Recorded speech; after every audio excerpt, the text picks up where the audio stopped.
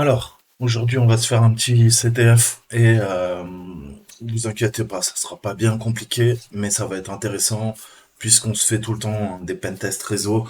Là, on va attaquer un peu de l'application web. On va avoir une application web avec une base SQL qui tourne derrière. Et justement, on va faire de l'injection de failles SQL. On va voir comment réagit l'application puisque le but, nous, c'est qu'on l'attaque de l'extérieur. Naturellement, il y a un switch en place et c'est cette cible qu'on va venir attaquer. Donc c'est parti, on va se prendre le serveur allemand, on n'a pas le choix si on est européen. Et qu'est-ce qu'ils nous disent? Grosso modo, donc il faut collecter les flags. Ok. Euh, c'est tout. Récupérer les flags. Donc si. Donc c'est vrai que les applications web font partie inévitable de nos vies, pardon, j'arrive plus à parler. Et vous en avez partout, hein. Vous utilisez Internet au quotidien sans le savoir. Il y a des applications web qui font tourner tout ça. Qui dit application web dit base de données, généralement derrière. Et c'est important de comprendre un peu tous les types d'attaques et comment les effectuer. Comment on va pouvoir pivoter au niveau des utilisateurs, filtrer les données, récupérer des données sensibles et même avoir un gain d'accès sur le système distant, ce qui est le pire en termes de sécurité. Très souvent, les développeurs, surtout quand ils sont néophytes, là, c'est pas la sécurité qui prime. Ils sont pas tournés vers la sécurité et naturellement, pour une partie attaquante, ça peut être du pain béni. Donc là, on va sur ce CTF, on a quoi? On a typiquement une application web qui s'appelle Code IDE, qui va faire tourner un IDE, donc qui nous aide à faire de la programmation. Et on va essayer d'exploiter les différents services et on va voir comment on peut usurper l'identité des utilisateurs via le Session ID, en bidouillant les cookies peut-être. En tout cas, on va voir comment la puissance des injections de failles SQL. Ok. Donc on va revoir les bases et on fera plus d'exercices aussi. Je vais commencer les cours, je pense, sur les injections SQLI, enfin les SQLI tout court et plein d'autres trucs, ok. Mais comme je vous dis, j'essaye de faire des choses que je maîtrise bien. Pour moi, c'est plus facile à mettre en place euh, puisque j'ai pas mal de boulot en ce moment. Voilà. Donc vous inquiétez pas, vous m'avez demandé plein de choses dans les commentaires. C'est pas tombé sur l'orteil d'un sourd, comme dirait l'autre. Mais voilà, je sais pas quand je mettrai en place, mais tout ce que vous m'avez demandé, je l'aborderai une fois que soit j'aurai toutes les compétences pour vous faire des bons cours. Je vais pas vous former sur des trucs que moi-même je ne maîtrise pas. Et le but, c'est que ça soit intéressant et que je trouve des ressources qui soient pertinentes pour étayer mes propos. Voilà. Donc c'est parti, on se commence ce petit CTF. Il a dû nous donner le lien, c'est le cas, et on va arriver sur la machine. Donc on a un Kali Linux, on va passer en plein écran et on arrive tout de suite sur le code IDE. Le problème c'est qu'on a une mire de connexion. Donc on a deux clés, on va dire deux variables, comme n'importe quelle mire de connexion. C'est à savoir, il nous faut un username et un password. Enfin là c'est même plus précis parce que le username en fait il attend une adresse de notre part. Alors, le premier truc à faire, c'est essayer, si vous avez téléchargé, prenez-le, HackTools, que je vous conseille vraiment. Si vous l'avez pas, c'est très très simple. Vous allez dans Firefox, Google Chrome, Opera, ce que vous voulez en fait. Vous allez dans Add-ons. Je vais vous remontrer. Et ça vraiment, euh, prenez-le. Vous tapez HackTools, ok? Et c'est celui-ci, d'accord? Avec le petit chapeau white hat, ok? Donc vous l'installez, c'est une extension on ne peut plus classique, ok? Moi, elle est déjà installée. Mais pour vous dire, grosso modo, pourquoi je vous parle de ça? Parce que là, on a l'onglet injection SQL. Le premier truc qu'on va tester, hein, c'est ce type d'injection. Alors on va voir comment ça fonctionne, mais je vais essayer de faire ça, ok? Il veut pas copier, il y a le copier-coller marche pas. Bon, on va se faire un. Alors, tu prends ça où un est égal à un. Ok? Donc attention au simple code, c'est vraiment important. Ensuite, on va se faire un bypass. hein, on va commenter. Et qu'est-ce que c'est? Ça, c'est tout simplement une requête SQL mal formée, mais qui va quand même être interprétée. Et là, je peux dire, bah, par exemple, sfr.fr, parce qu'il attend quand même un nom de domaine. Qu'est-ce qu'il va comprendre, en fait? Lui, il va se dire, ah ok, arobase sfr.fr, c'est bien une adresse mail. Et là, il va dire, oh bah ça, c'est un nom d'utilisateur. Sauf que, s'il n'y a pas de nettoyage au niveau des entrées, et là, vous allez voir que c'est le cas, la base de données derrière, le backend, lui, il va interpréter. Ça, c'est un statement, c'est une déclaration en SQL. Qu'est-ce que je lui dis? Je lui dis, tu prends tout, hein, ce qu'il y a. Donc lui, qu'est-ce qu'il va faire? En fait, il va prendre toute cette chaîne de caractères et il va vérifier notre déclaration. Et la déclaration, on lui dit quoi? On lui dit, bah, 1, est-ce que 1 est égal à 1? 1 est toujours égal à 1, donc c'est vrai. Ça veut dire que ce qu'on a mis, hein, notre chaîne de caractères, ou ce qu'il y a avant, c'est toujours vrai, donc le mot de passe est vrai. Qu'est-ce qu'il va faire? Il va se dire, l'utilisateur est toujours vrai, et le password est toujours vrai. Donc là, je peux taper n'importe quoi, hein, je vous montre. Ok? On teste? Et on voit qu'on a bien une faille. Ok? La déclaration est toujours vraie. Qu'est-ce qu'il nous fait? Eh ben, il aide. Il nous permet de nous connecter au site. Ok? On est connecté en tant que Jackie. Ok? Donc ça, c'est vraiment, vous voyez, avec une requête très simple, on peut déjà contourner le système de la mire de connexion. Alors bien sûr, hein, dans un test réel, ça sera plus compliqué. Vous savez que vous en avez un paquet. Je rappellerai juste, on a les génériques, hein, typiquement. On a celles qui sont basées sur le temps, ok? En fonction du temps hein, que ça prend, eh ben, je sais que, eh ben, laissez-moi vous montrer. Je vous montre. Je vous montre. On prend les outils, ok? Et on va regarder quoi? On va regarder au niveau du network, ok? Je vais essayer de vous faire comprendre. Donc là, on va faire un test. Je vais dire toto sfr.fr et mot de passe Toto. Je sais qu'il n'y a pas d'utilisateur toto@sfr.fr et que le mot de passe Toto n'est pas valide. Ok? Mais on va loguer. Et là, qu'est-ce que je vois? Je vois que ça a pris, hein, grosso modo, hein, on a les options qui ont été passées et la requête en poste. Ok? On est en 200, c'est invalide, hein, credential, mais on voit que ça a mis 3 et 9 millisecondes. Ok, donc 9 plus 3, on est à 12 millisecondes d'exécution. Reprenons notre feuille. Ok, je garde Toto, puisqu'il sera toujours valide, et on reprend notre payload qu'on s'est rentré. 1 est égal à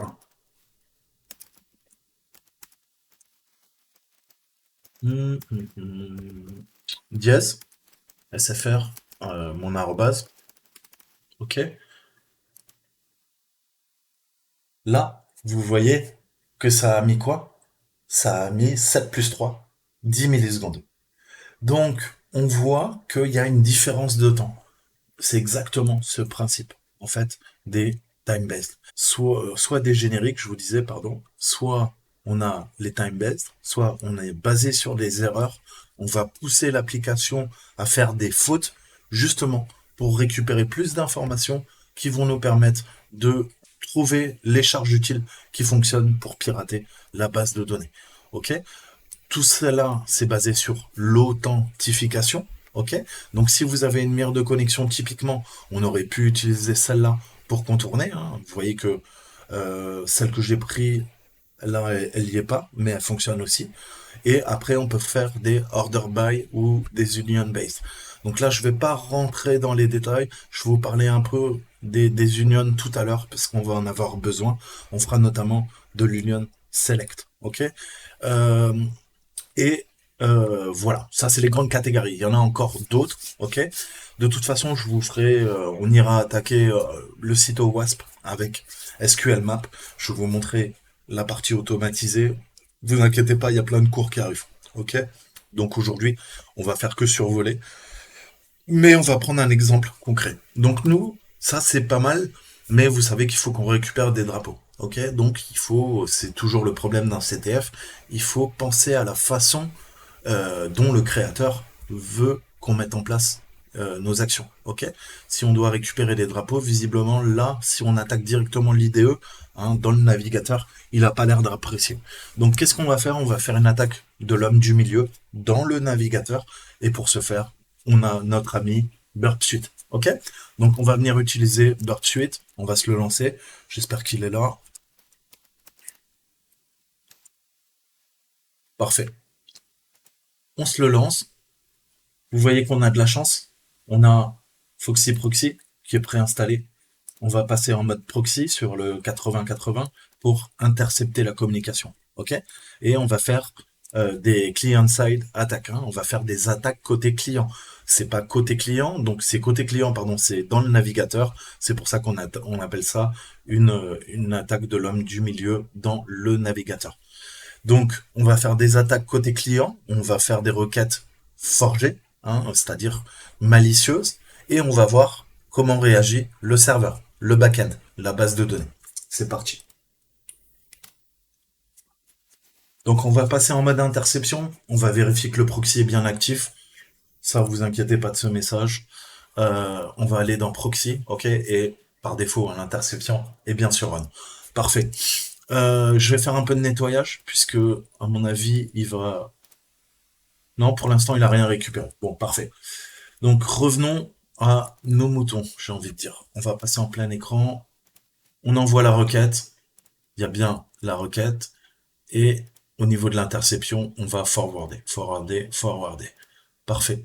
Donc, on voit bien notre option et nos postes. C'est exactement ce qu'on voyait dans la console développeur. Et on avait vu que ça avait mis 13 millisecondes. Nous, ce qui nous intéresse, on va s'améliorer la vue. Voilà. C'est la requête en poste. Ok. Cette requête en poste, on voit qu'elle est composée, comme je vous disais, du mail et du password. Donc, il va falloir qu'on joue sur ces paramètres pour feinter le système. C'est toujours le but. Et qu'est-ce qu'on a vu? On a vu que notre site, il est sensible à l'injection. Donc, je re-rentre mon injection. On avait mis quoi? Alors là, il ne me laisse pas modifier la requête. Ok, donc là, on peut faire un clic droit et on va lui dire, on voit là au répéteur. On va travailler dans le répéteur. Donc, c'est ce qu'on appelle une replay attack, ok? C'est-à-dire, on va rejouer l'attaque. On va rejouer l'attaque jusqu'à qu'elle fonctionne, ok? C'est vraiment du die and retry. Enfin, du test and retry. On n'est pas dans Dark Souls. Donc, qu'est-ce que je veux? Eh ben, on lui a dit quoi tout à l'heure? On lui a dit, bah écoute Coco, ça c'est pas mal. Je vais te dire ça, Et on lui avait dit, rappelez-vous, single quote 1 est égal à single quote 1 dièse @sfr. J'envoie la requête. Et là, l'application répond. On est en train d'attaquer l'application web. Donc on a le serveur, c'est le serveur allemand, donc il s'appelle Werkzeug, donc ça veut dire outil en allemand. Comme ça, vous aurez appris un nouveau mot. Et on voit déjà qu'on récupère notre premier flag qui est dans la requête HTTP. Ok. Donc, premier flag récupéré et on a le SesID, le Session ID. Grosso modo, là, qu'est-ce que vient de faire l'application? Elle nous dit, écoute, tu viens de te connecter, moi j'envoie ça à ton navigateur web et là-dedans, tu as un token. Ok. Il y a un token et j'ai même envie de dire, il est encodé. Il est encodé en base 64. Maintenant, on a deux façons, vous le savez, de jouer avec cette chaîne de caractères. Qu'est-ce qu'on peut faire? On peut se la faire façon hop, ok?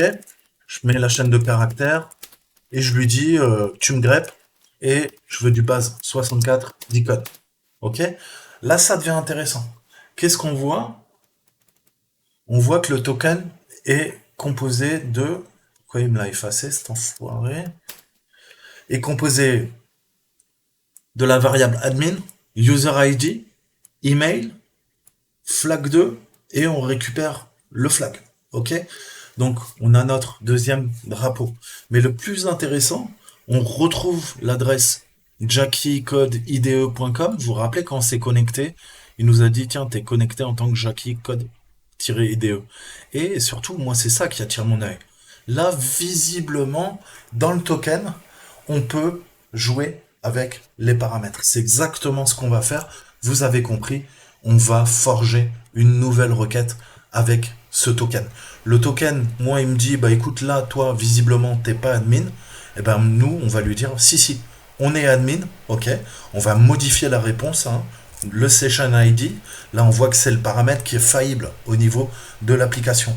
On sait qu'il est encodé en base 64. Donc, on va le modifier, on va le réencoder en base 64 et on va l'envoyer à l'application. Et on va voir comment elle nous répond. Ok. Donc, comment je peux faire ça? Je vais vous montrer, c'est beaucoup plus simple de travailler dans Burp Suite. Enfin, moi, je préfère. Vous allez dans décodeur, ok? Et dans décodeur, on va lui dire, tu me décodes ça en base 64. Parfait, on retrouve exactement le même résultat. Maintenant, je modifie. Je passe l'admin à 1, ok? Et le résultat, là, je vais lui dire, bah, cette fois-ci, tu l'encodes en base 64. On voit que bah, il y a quelque chose qui a changé, hein. Visiblement, admin, hein, regardez. Là, on est à quoi? C'est EYJH1 DE1. Regardez, comparé par rapport à ça. On voit qu'en effet, juste en modifiant le 1, ça a modifié la valeur du H, ce qui est logique. Ok? Donc vous pouvez vérifier à partir de 1C, 2V, c'est exactement la même chaîne de caractères. Qu'est-ce qui change? Bah forcément, admin est au début, c'est le début, hein. Là, on est en DESLC. Là, on est en 6LADSLC.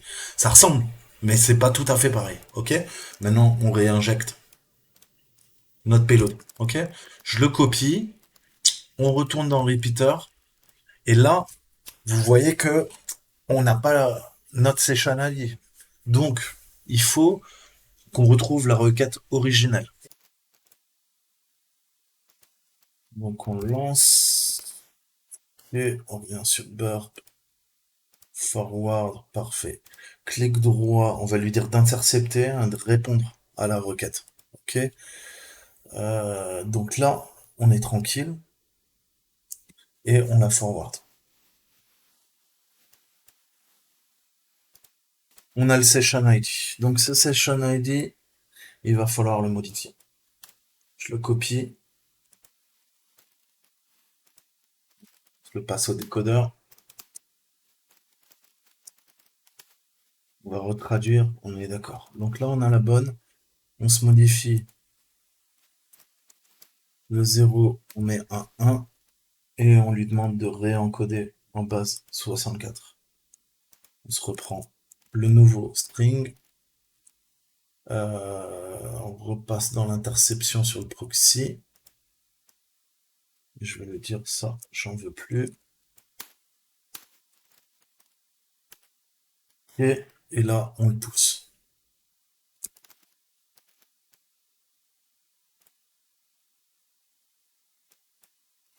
Et là, on voit que l'application répond bien en fait, hein, à l'injection. Et on a forgé un nouveau token, un jeton, avec les droits de l'utilisateur. Et on voit que c'est plus comme avant. Là, on a le flag. Donc avant, on était connecté en tant que classique, hein, même si c'est toujours jackicode.ide. Là, on est bien en tant qu'admin. Donc, on arrive à exécuter notre Hello World. C'est cool. Est-ce qu'on peut pas faire maintenant de l'injection de code? Librairie. Donc librairie OS, comme son nom l'indique, on l'appelle, ok, et on va faire un system call. Hop, et on va lui dire, où am I? On va tester. Codebot. Donc on voit que ça passe. Ça c'est parfait.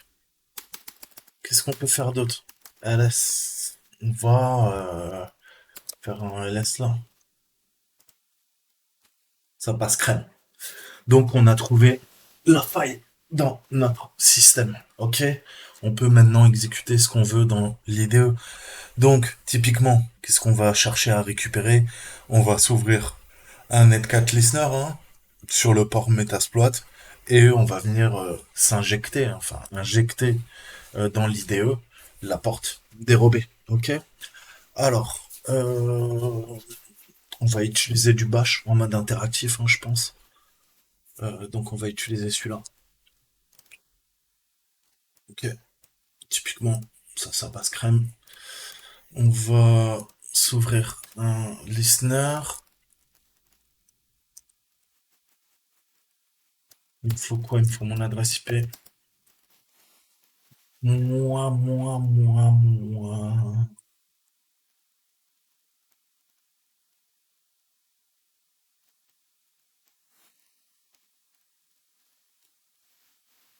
Donc moi je suis 192 46. Ok, donc on va prendre ça.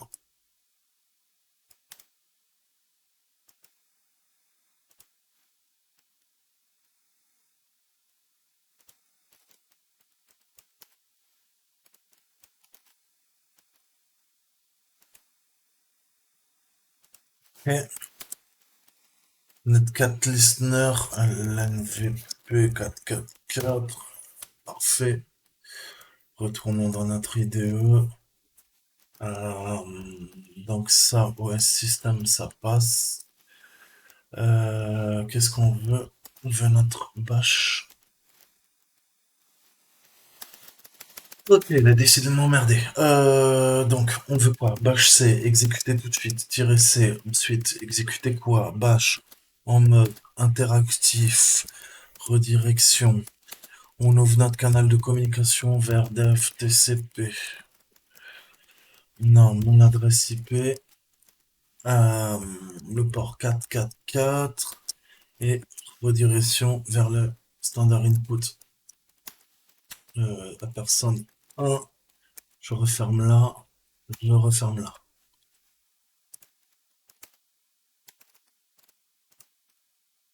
Yes, on est bien. On a bien récupéré la main sur le serveur. Donc voilà comment pousser la backdoor, hein. Et vous voyez que bon, bah, après on a plus qu'à chercher les flags, je pense.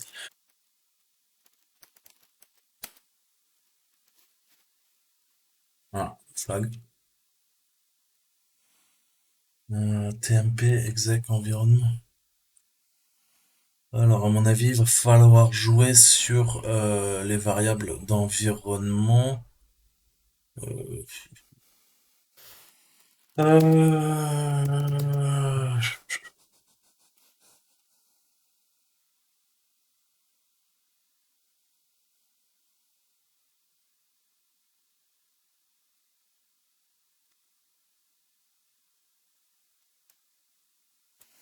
Rentable.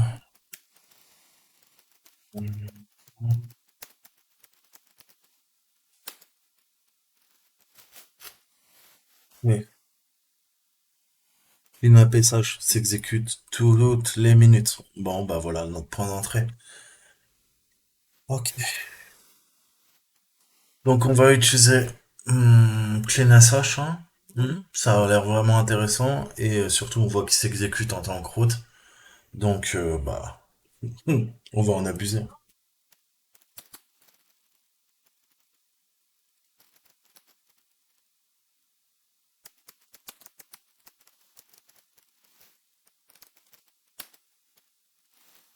On a notre flag. Ok, Mindef minute. Donc il fait un RM là-dessus. Ok, il nettoie tout. Ok, donc on va pousser notre charge, hein, dans le script. Il va s'exécuter, comme vous l'avez compris, toutes les minutes. Maintenant, il faut quand même qu'on vérifie nos droits. Voilà.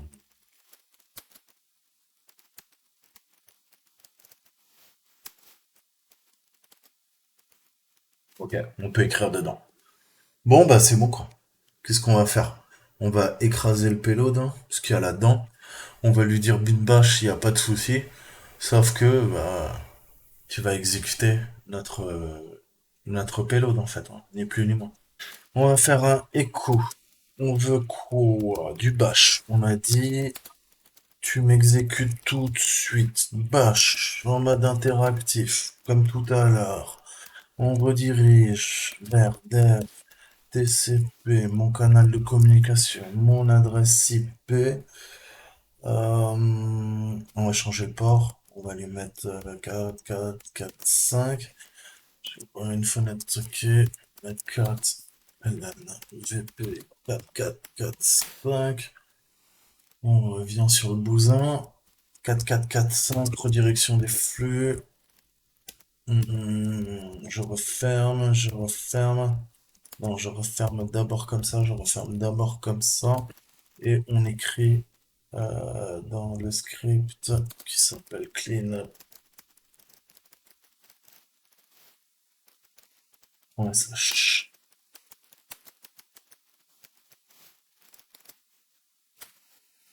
Ok. Bon, bah, la réponse dans une minute, les amis. Et là, ça va faire notre privasque. Ok? Vu que le script s'exécute en tant que route, eh ben, on est bon, quoi. C'est-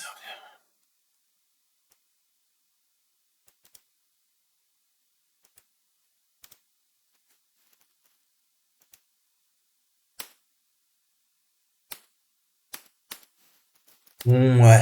C'est un peu mieux. C'est un peu mieux. Donc, maintenant, qu'est-ce qu'il faut? Faut qu'on s'attaque à la base MySQL. Ok, il y a un MySQL serveur, faut qu'on extrait les données de ça. Ok, donc, comment on peut faire? Bah, il va falloir faire tout simplement de la reco. On voit qu'on a un truc qui s'appelle Python API, là. Donc, on voit qu'on a un truc qui s'appelle Python API.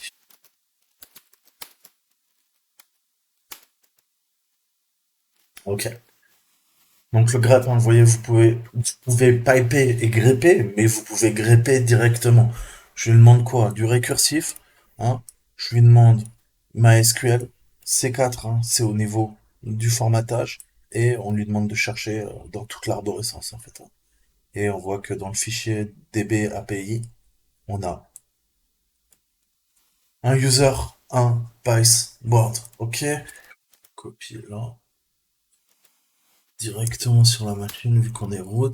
Ok, donc là, on voit qu'on y accède, hein. Je pense que en tant qu'utilisateur normal, on n'aurait pas pu s'y connecter. Ok, donc là, on va faire un show. Il est où? Il est où? Il est où? Il est où? Il est même pas. Non, mais t'es sérieux? Bon.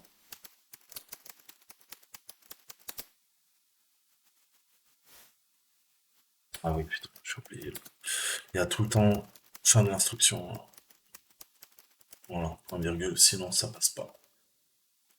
Comment ça? Comment ça?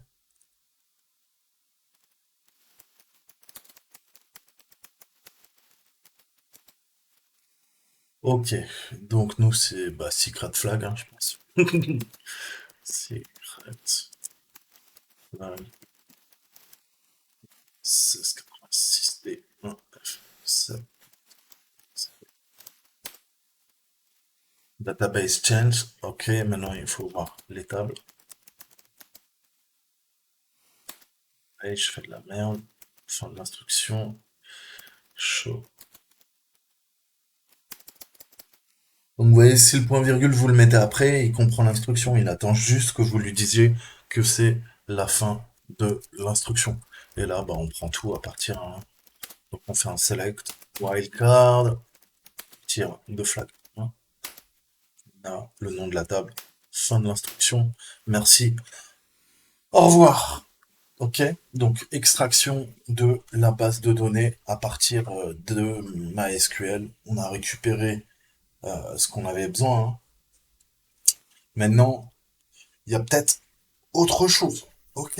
Donc là, il va falloir qu'on modifie en profondeur notre requête. Donc, en fait, il y a un type d'attaque qui s'appelle, je vous ai dit, on a 4 grandes classes, hein, on va dire. Si on regarde les injections de failles SQL, on a les génériques, hein. On est passé, nous, par une générique. C'est typiquement ce qu'on a fait là, ou là, ou là. Donc ça, c'est bon, mais nous, ce qui nous intéresse, ça va être soit du order by, en tout cas, c'est sûr, ça va être de l'union select. Ok? Donc, à voir, hmm, peut-être ça, union select. On va voir. Mais il va falloir jouer, en fait, hein, tout simplement, sur les tables, hein, les colonnes, en fait.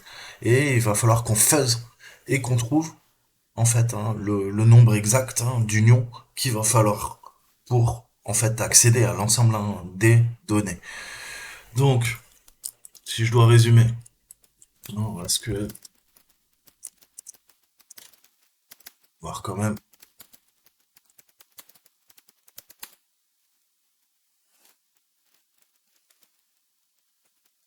Donc, la commande union de SQL permet de mettre bout à bout les résultats de plusieurs requêtes utilisant elle-même la commande select. C'est donc une commande qui permet de concaténer les résultats de deux requêtes ou plus. Pour l'utiliser, il est nécessaire que chacune des requêtes à concaténer retourne le même nombre de colonnes. Ok? C'est ça qu'on va devoir trouver en fait, avec le même type de données et dans le même ordre. Par défaut, les enregistrements, les records exactement identiques ne seront pas répétés dans les résultats. Pour effectuer une union dans laquelle même les lignes dupliquées sont affichées, il faut plutôt faire un union all.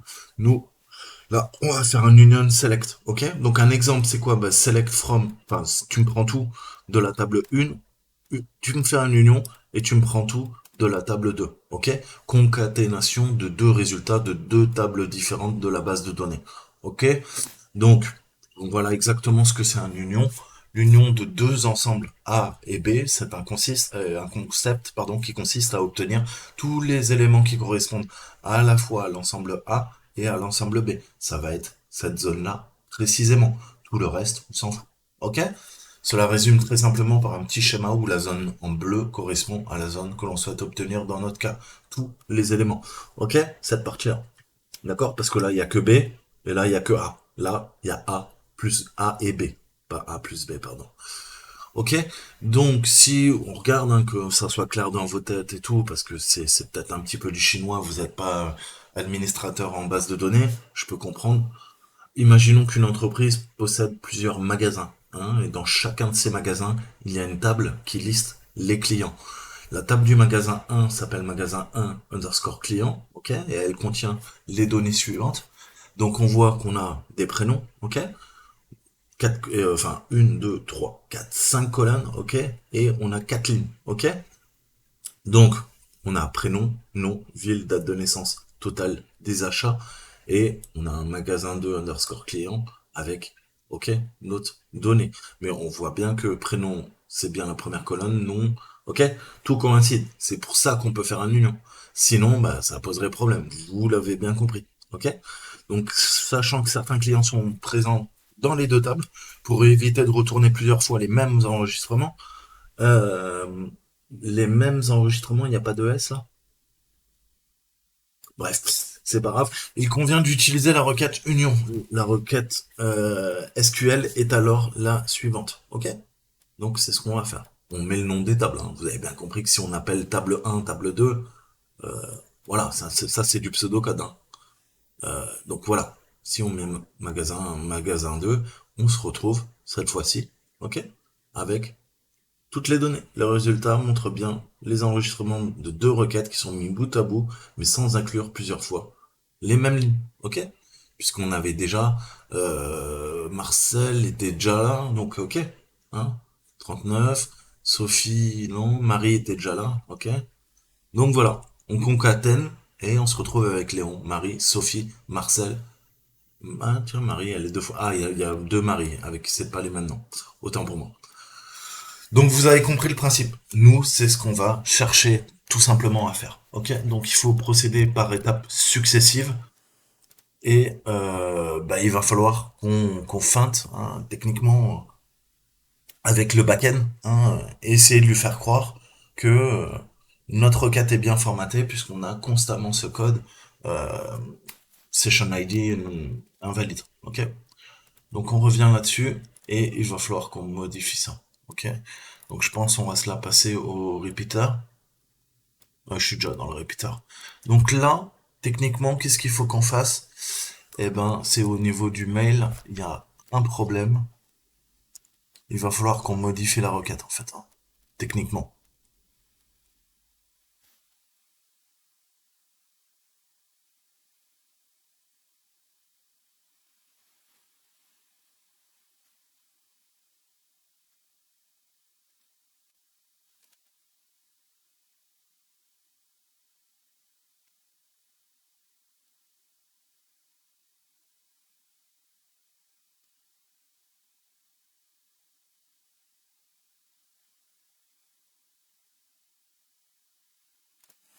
Donc il faut que je reprenne une requête simple qu'on avait au tout début.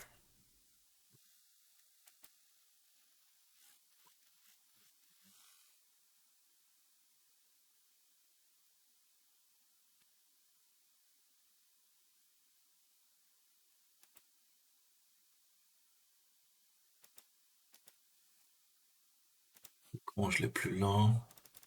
Donc on peut toujours forwarder history. Alors, il faut que je retrouve ma requête avec le C#.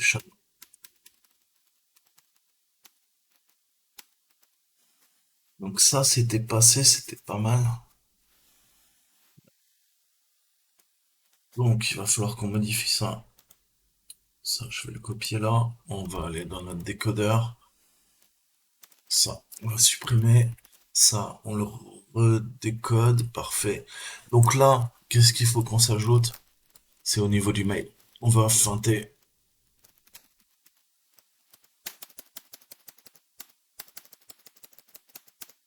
Ok. Donc là, qu'est-ce que je fais? Je passe l'attribut admin en 1, le user admin. J'ai concrètement effacé le mail. Ok. Mais comme je vous ai dit, quand vous faites une injection de faille SQL, il faut équilibrer votre charge. Donc là, les guillemets vont être très importants. Le flag 2, on le laisse tel quel. On modifie pas la valeur du hash. C'est là. À partir de là, entre la virgule, on va faire notre union select. Ok? Donc, qu'est-ce qu'on a dit? Email, sim, double quote, on referme. Deux points, et on fait un, deux. Je crois qu'il va falloir même qu'on en fasse 6. Ok? Donc là, j'en rajoute un. Ok? Ensuite, on lui dit union select. Donc ça, c'est la commande en base de données, ok. Et comme vous avez vu, on va partir du principe qu'on a trois colonnes, ok. Et on sait pas combien de lignes, mais on va partir du principe qu'il y en a trois. Donc qu'est-ce que je fais? Bah, c'est simple, on fait une sélection. Donc je saute, donc espace, ok. Ensuite 2 espace, attention à la syntaxe, c'est vraiment important. 3 ok. Et rappelez-vous, j'ai dit qu'on en avait 6 là. Donc on ouvre, on ferme, on ouvre, on ouvre, on ouvre. Il va falloir fermer derrière. Ok? Donc là j'ai fermé une fois, il faut fermer encore deux fois. Et on va prendre, on se sert du dièse. Ok? Et là je ferme. Ok? Donc si on compte un 2 3 au niveau des doubles côtes, et là, on a nos trois doubles côtes. Ok? Là, typiquement, la charge est équilibrée. Ok? Sinon, on va avoir une erreur de syntaxe. En fait, pourquoi on équilibre notre charge? Parce que on veut que la requête mal formée en SQL fonctionne. Ok? C'est le principe de l'injection. Donc maintenant, ça, on se le réencode.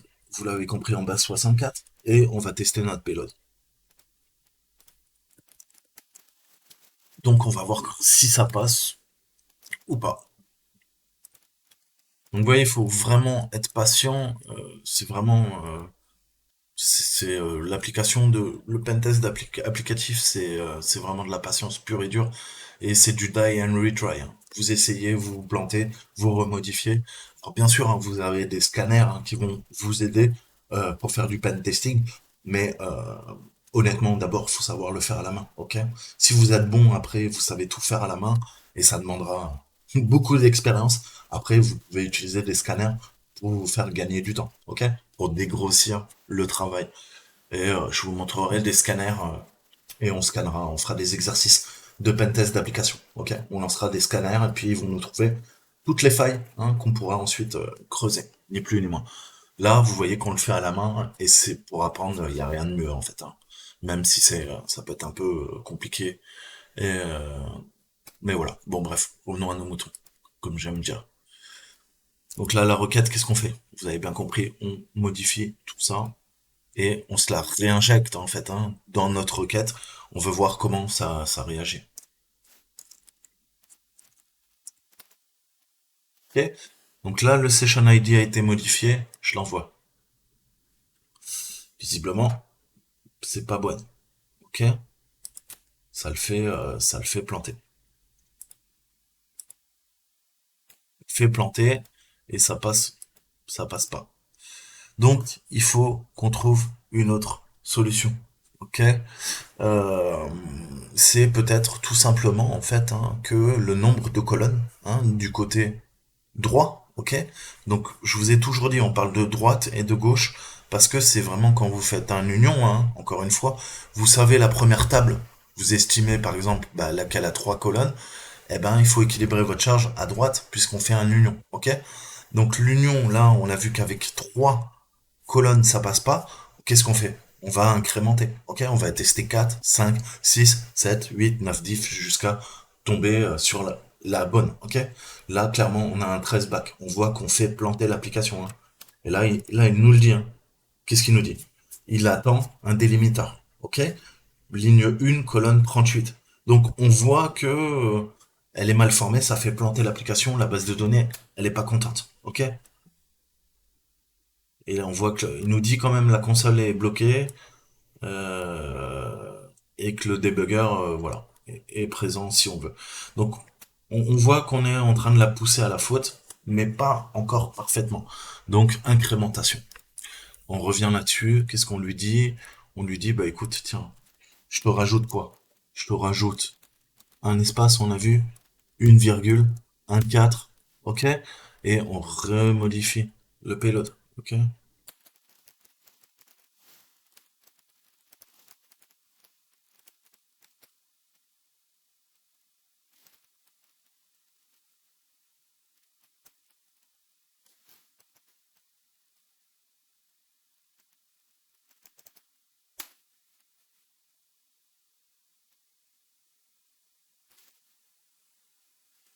Bon.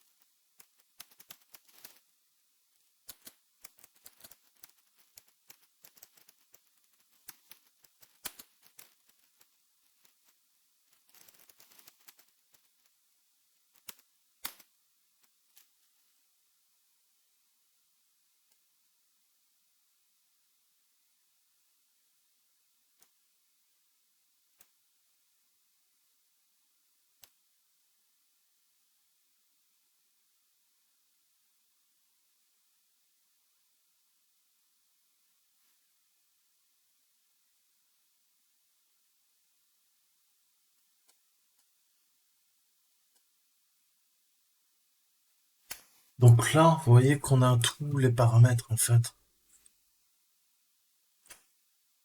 Host, user, hein, authentication string, ça nous intéresse. Ok? Le reste, c'est limite annexe. Quoi? Bah, authentication string, ok, user et hostname, comme ça on sera fixé.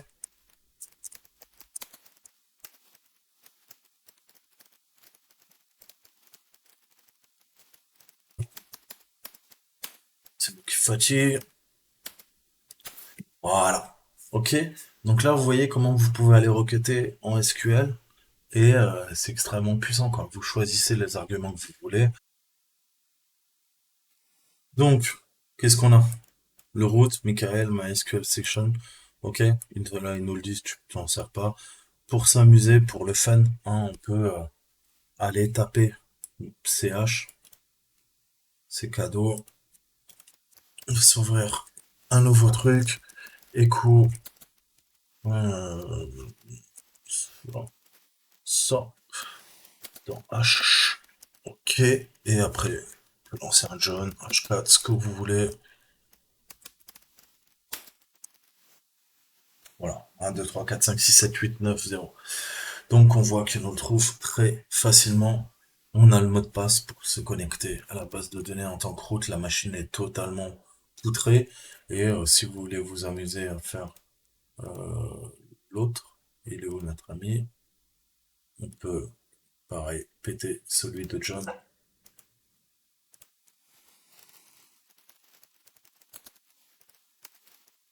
Ok, on redirige, on va l'appeler H1. John H1.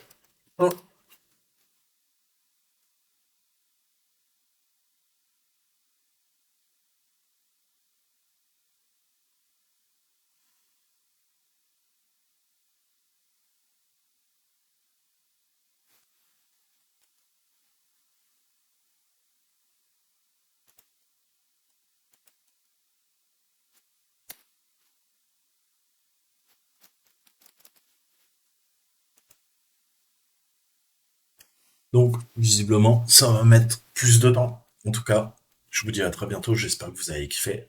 Ciao, ciao.